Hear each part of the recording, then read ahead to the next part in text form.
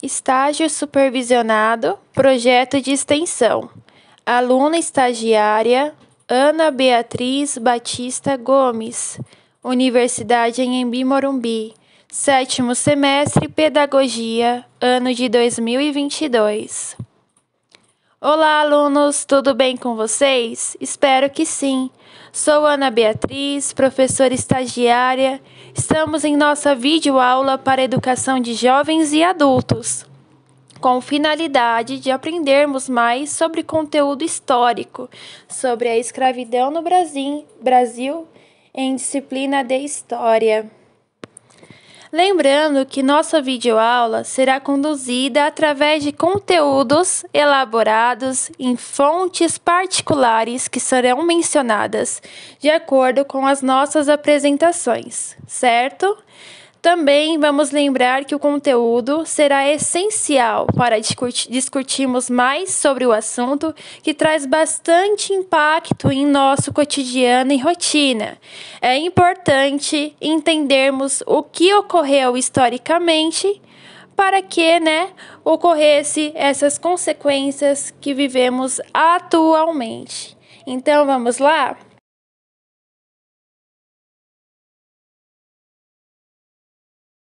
Pessoal, agora vamos conversar mais sobre o assunto. Lembrando que o conteúdo também estará disponível no site como fonte, certo? O site é o mundoeducação.uol.com.br. Lembrando que Mundo Educação, como é um link de site, devemos colocar como Mundo Educacal. .uol.com.br, certo? Publicado por Daniel Neves Silva. Após a apresentação do conteúdo, podemos refletir sobre, combinado? Então vamos lá. Escravidão no Brasil. A escravidão no Brasil foi uma instituição violenta e desumana que existiu durante mais de 300 anos e foi responsável pela escravidão de milhões de indígenas e africanos.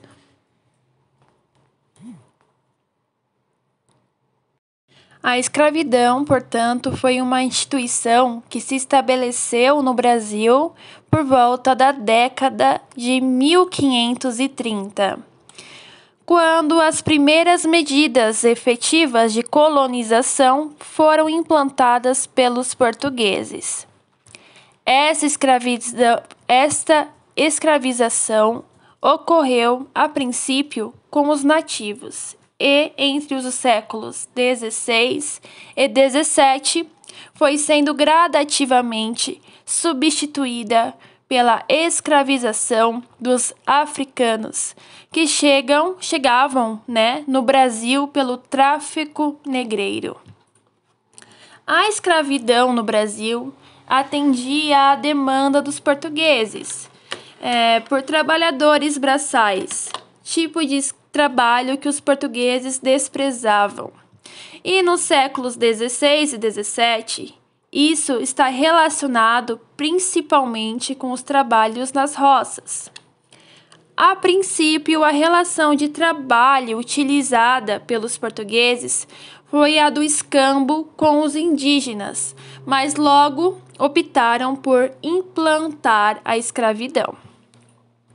A escravidão no Brasil foi tão cruel e a quantidade de africanos que foram trazidos durante 3 séculos foi tão grande que a imagem do trabalhador escravo em nosso país associou-se com a cor de pele do africano. Um sintoma evidente do racismo que estava, por trás da instituição da escravidão em nosso país. A escravidão no Brasil foi cruel e desumana, e suas consequências, mesmo passados mais de 130 anos da abolição, ainda são perceptíveis. A pobreza, violência, a discriminação que afetam os negros no Brasil são um reflexo direto de um país que normalizou o preconceito contra esse grupo e o deixou à margem da sociedade.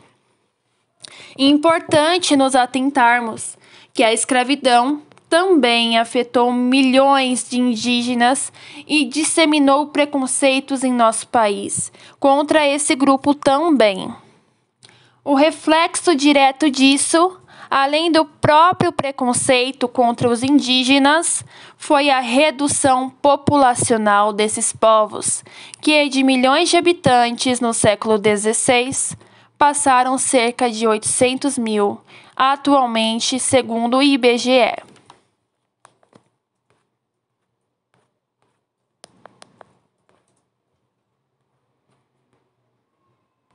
Vamos falar um pouco sobre a origem da escravidão, certo?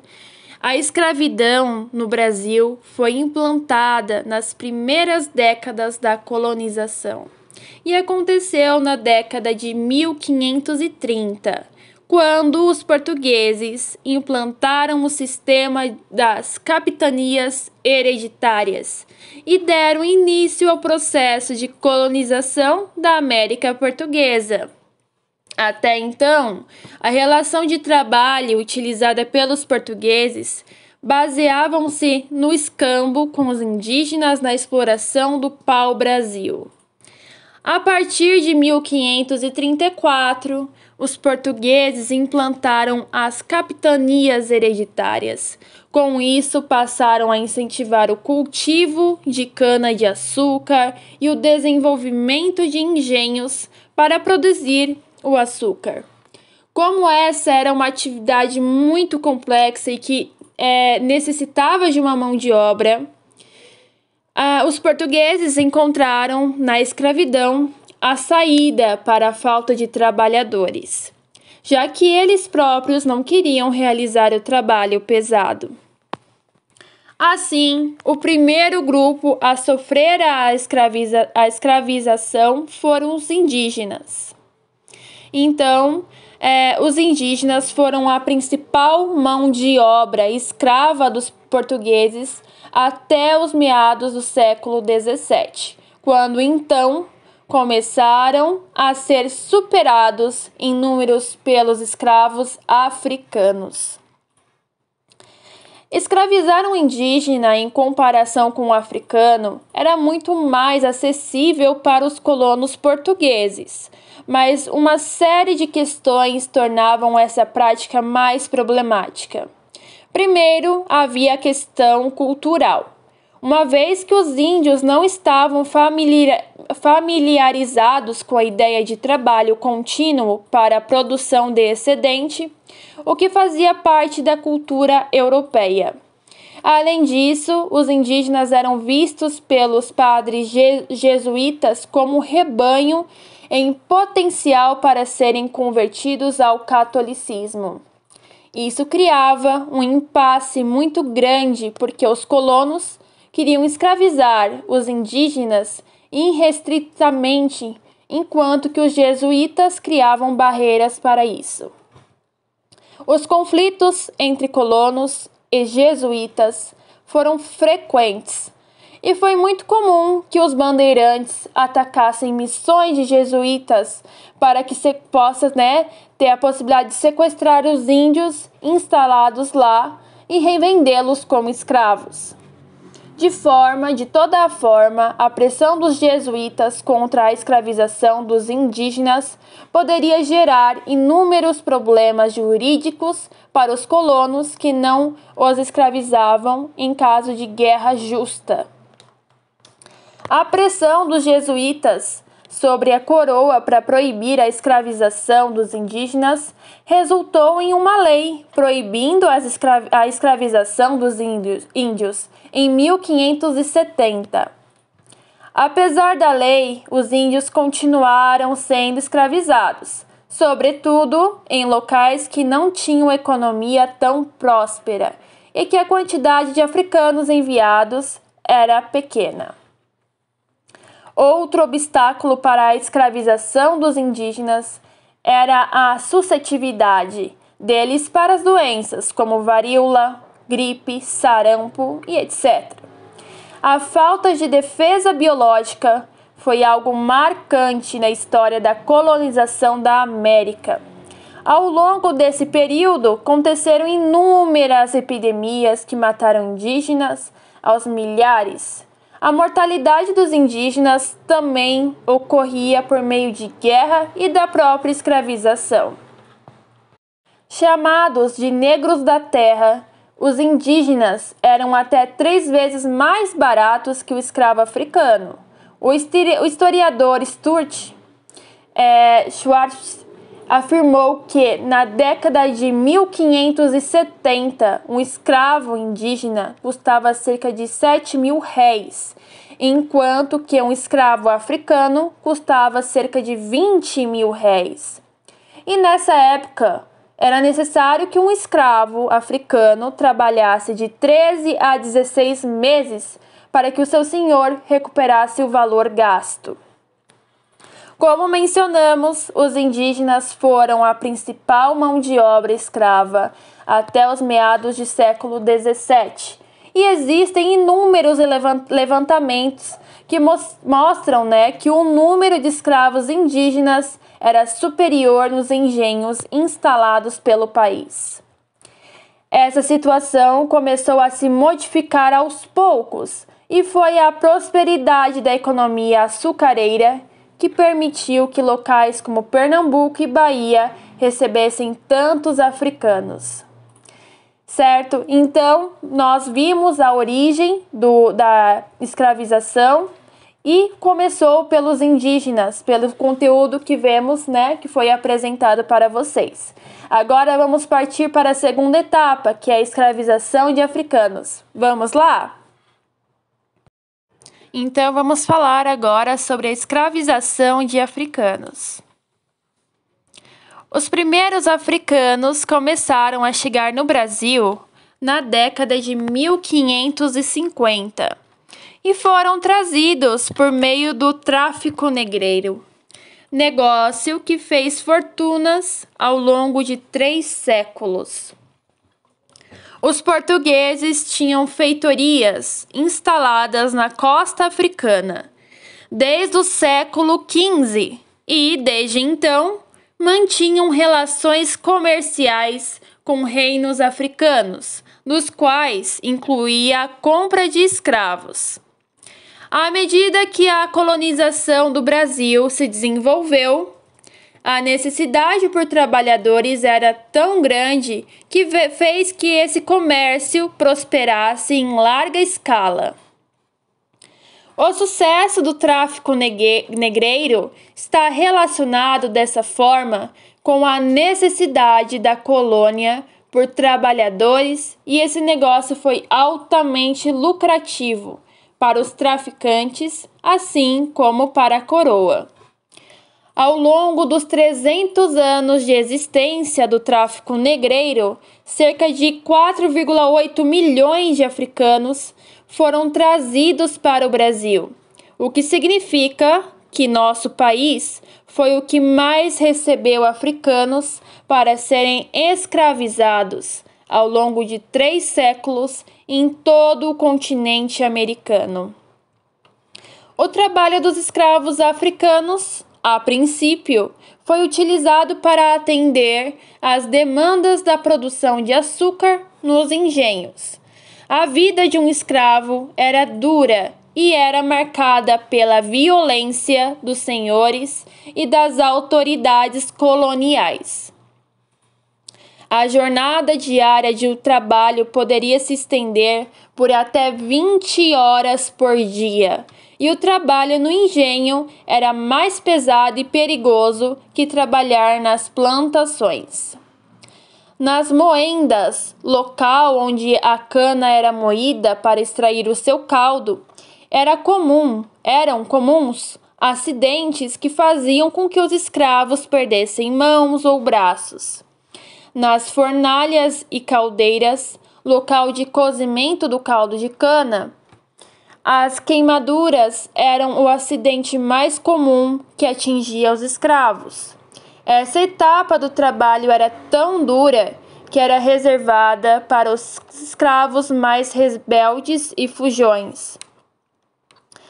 Engenhos grandes chegavam a possuir 100 escravos ou mais, e por isso o senhor de escravos nem sempre tinha contato direto com todos os escravos. Os escravos dormiam no chão duro, na senzala, e lá eram monitorados para evitar que fugissem. A alimentação era pobre e insuficiente, e os escravos precisavam complementá-la com os alimentos obtidos de uma pequena lavoura que cultivavam aos domingos. Os escravos que trabalhavam na casa grande, residência do senhor de escravos, eram mais bem tratados, mais bem alimentados e mais bem vestidos em relação aos escravos que trabalhavam na lavoura ou no engenho. Existiam também escravos que trabalhavam nas cidades, em ofícios dos mais variados tipos. Muitos dos escravos eram acorrentados para evitar que fugissem e outros utilizavam máscaras de ferros, como a máscara de Flandres, utilizada para impedir os escravos de engolir diamantes nas regiões de mineradoras, ou para impedir que se embriagassem, ou mesmo para impedir que cometessem suicídio por meio de ingestão de terra. A violência praticada sistematicamente contra os escravos tinha o objetivo de incutir-lhes o temor de seus senhores e impedir que fugas e revoltas acontecessem. No caso das escravas, a violência ganhava outra dimensão, pois além de tudo que sofriam em relação ao trabalho, ainda eram vítimas de estupros frequentes praticados por seus senhores e feitores. Os escravos rebeldes ou os que cometessem algum delito, por menor que fosse, poderiam receber punições pesadas e severas. Entre as punições praticadas contra os escravos, podem ser destacados os açoitamentos. Muitos dos escravos punidos com o açoite eram castigados com 300 ou mais chibatadas, o suficiente para levar um ser humano à morte. O historiador Thomas Skidmore resgatou um relato que afirma que, por ofensas insignificantes, jogavam seus escravos vivos na fornalha, ou os matavam de várias maneiras bárbaras e desumanas. A forca e o envenenamento também eram formas utilizadas para executar os escravos. Os escravos africanos, porém, não aceitavam a escravização e a violência direcionadas a eles, de maneira passiva. A história da escravização africana no Brasil é marcada pela resistência e luta dos africanos que fugiam. Formavam quilombos, revoltavam-se, matavam seus feitores e senhores. Dos dois grandes episódios de resistência escrava foram a formação do Quilombo dos Palmares e a revolta dos Malês. Agora, pessoal, podemos também revisar o fim da escravidão, certo? E depois podemos comentar também e refletir sobre todo o conteúdo apresentado, certo? Então, vamos lá.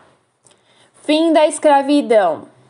O Brasil foi o último país do continente americano a abolir o trabalho escravo, e isso ocorreu por meio da Lei Áurea, aprovada pelo Senado e assinada pela Princesa Isabel, em 13 de maio de 1888. O fim da escravidão no Brasil não foi por um ato de bondade da monarquia brasileira, mas foi uma conquista realizada por meio do engajamento popular e da resistência dos escravos. O abolicionismo ganhou força em nosso país a partir da década de 1870 Mas um ponto de partida importante a ser considerado foi a proibição do tráfico negreiro, que aconteceu por meio da Lei Eusébio de Queiroz, em 1850. Com essa lei, cortava-se a fonte que renovava os números de escravos no território brasileiro. A força do abolicionismo em nosso país apresentou-se de diversas maneiras. Associações abolicionistas surgiram aos montes no país. Conferências abolicionistas foram organizadas, eventos públicos realizados, levantaram-se fundos para pagar a alforria de escravos. Advogados passaram a atuar efetivamente contra senhores de escravos. Jornalistas publicavam textos defendendo a abolição e populares abrigavam escravos fugidos em suas casas. Os escravos também atuaram na desestabilização da escravidão e realizavam fugas em massa ou fugas individuais. Formavam quilombos que se tornavam centro de resistência, organizavam revoltas que resultavam na morte de seus senhores. A década de 1880 registrou inúmeros casos de revoltas e fugas de escravos. A pressão realizada pela população livre e pelos escravos era tamanha que o clima de desordem no final da década de 1880 era evidente. O Império não tinha mais controle sobre a situação. Pressionado, o Império teve de agir. Dessa forma, aprovou-se a Lei Áurea em 13 de maio de 1888. A reação da população mediante a lei foi de festa, e as celebrações estenderam-se por dias. A abolição, porém, não foi acompanhada por medidas de suporte aos negros libertos, e eles continuaram sendo vítimas do preconceito, violência e sofreram com a falta de acesso ao estudo e às boas oportunidades, nas quais a dívida histórica foi gerada até os dias atuais, ocasionando consequências nos dias atuais que gera o racismo, o preconceito e também as faltas de oportunidades até os dias de hoje.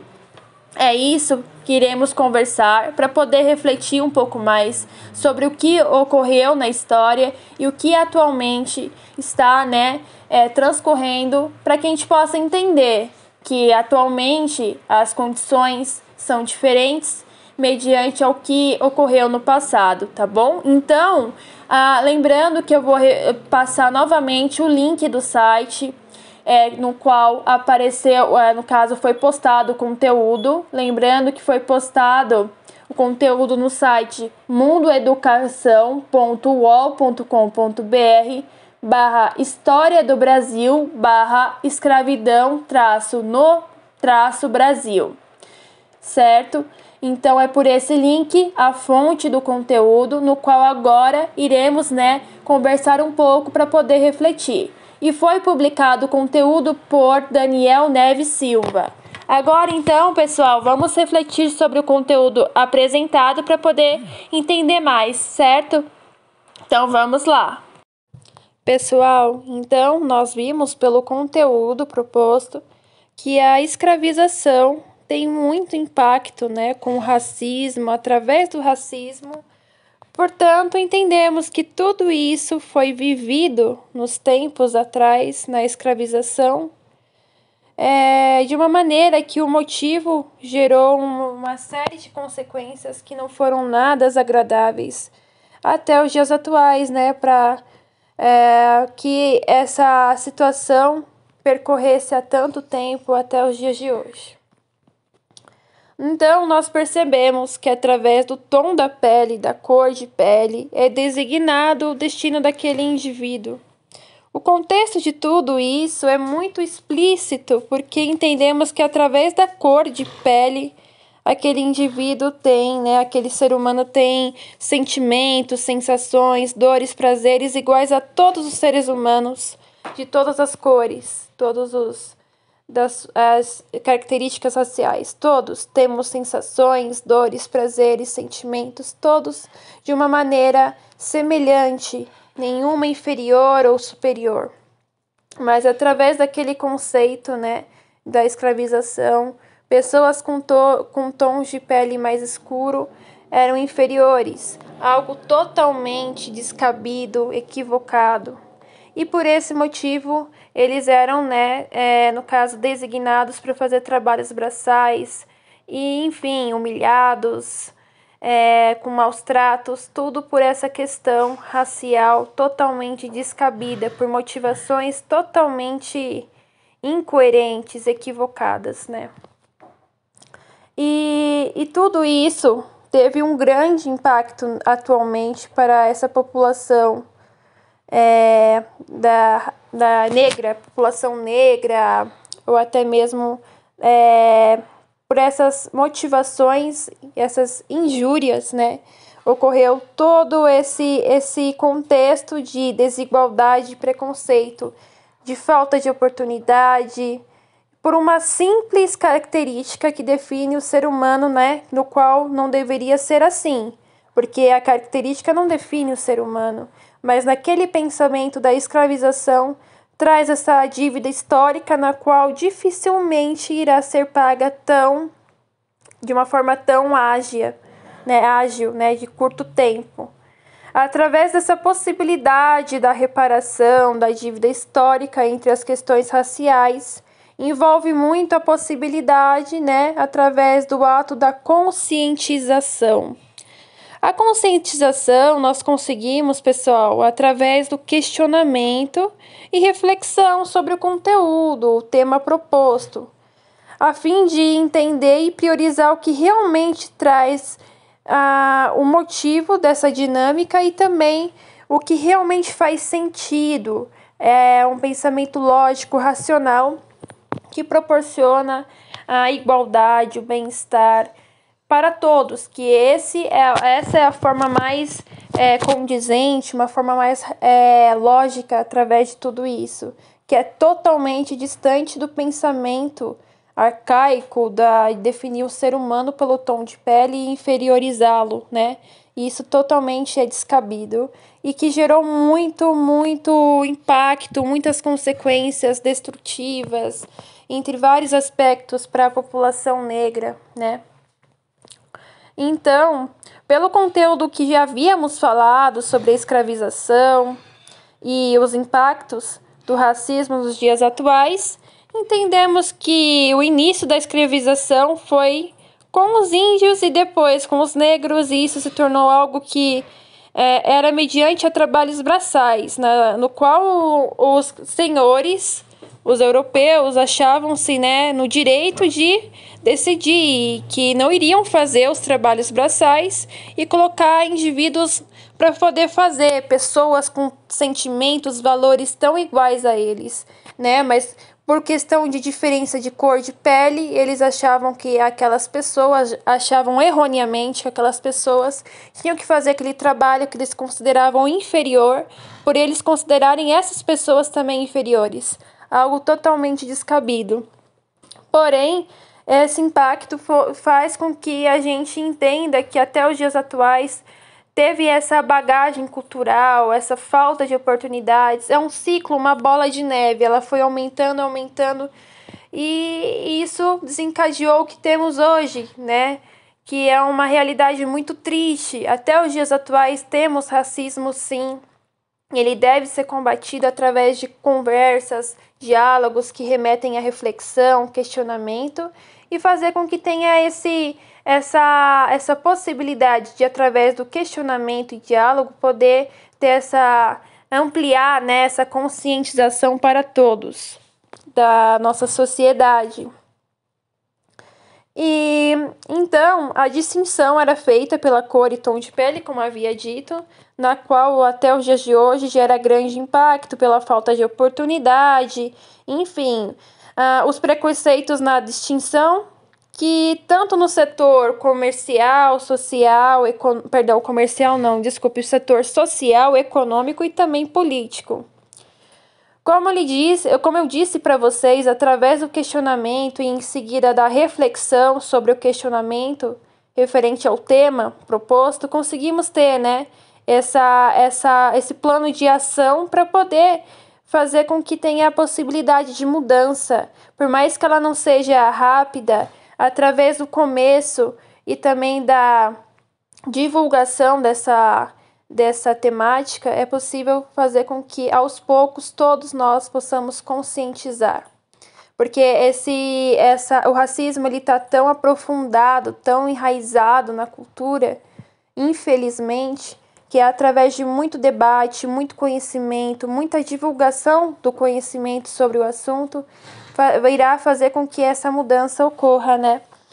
Então, lembrando que é pertinente que o bem maior a todos tenha essa preferência, e através do bem maior a todos é possível perceber com o combate ao racismo, porque todos somos iguais e o que define a gente é esse valor, nosso próprio valor, e não, né, a questão da escravização, que remeteu a todo esse impacto negativo do racismo. E, conforme eu falei, é importante que a gente possa sempre cada vez mais debater sobre o assunto, para cada vez mais poder estar em evidência esse tema e assim combatê-lo, né? E ela foi ocasionada, o racismo, por algo muito antigo, com pensamentos muito arcaicos que não deveriam nunca ter existido, e isso não é a desculpa para que eles pudessem existir, nunca foi desculpa. Mas já que já existiu, infelizmente, esse pensamento, ele deve ser combatido, porque nós temos conhecimento no dia de hoje mais do que no passado, e lembrando que isso não invalida e nem traz motivação pelo qual eles haviam pensado daquela forma. Mas hoje nós temos mais divulgação, mais conhecimento, mais recursos para poder entender que realmente o racismo deve ser combatido e deve ser priorizado o bem maior de todos. A igualdade, sem distinção, principalmente distinção racial, certo? E possamos então ter a extinção do racismo, com muito debate, muita conversa, a gente vai conseguir a longo prazo. Certo, pessoal? Então esse foi um vídeo aula. Lembrando que esse conteúdo final foi desenvolvido de forma autônoma por mim, professora estagiária Ana Beatriz Batista Gomes. Estou no 7º semestre da Universidade Anhembi Morumbi, pelo módulo EAD à distância. Estou cumprindo estágio supervisionado por projeto de extensão, certo? Ano de 2022. No início do vídeo aula, nós falamos sobre um conteúdo que foi de uma fonte, né, que foi dada a referência, a data de publicação, o site, também a pessoa que publicou. A metade do vídeo também foi feito sobre uma fonte que já está, no caso, explicitada. E agora o conteúdo final, a terceira etapa do vídeo, foi desenvolvida de forma autônoma por mim, e é um questionamento verdadeiro, é um questionamento que fez com que todo o conteúdo anterior que nós trouxemos, apresentamos, fez com que a gente pudesse ter esse entendimento maior, e eu convido a vocês também a refletirem sobre, porque é muito importante. Espero que essa videoaula possa agregar bastante para vocês sobre o tema relacionado, tá bom? Então, pessoal, eu agradeço muito e bons estudos. Tchau, tchau!